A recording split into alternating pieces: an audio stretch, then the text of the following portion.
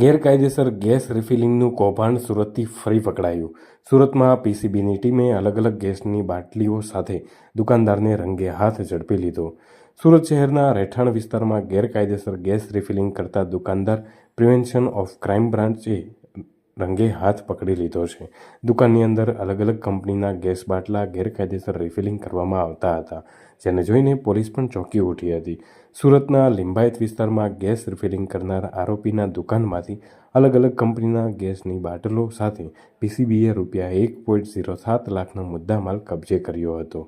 લિંબાયતમાં Kanaiya gas repairing નામની દુકાનની આડમાં ગેરકાયદેસર ગેસ રિફિલિંગ કરતા દુકાનદારને પીસીબી પોલીસે રંગે હાથ ઝડપી પાડ્યો હતો. પોલીસે સ્થળ પરથી અલગ અલગ કંપનીના ગેસની બાટલીઓ તેમજ રિફિલિંગના સાધનો સામગ્રી મળી કુલ ₹1.07 લાખનો મુદ્દામાલ કબજે કર્યો હતો.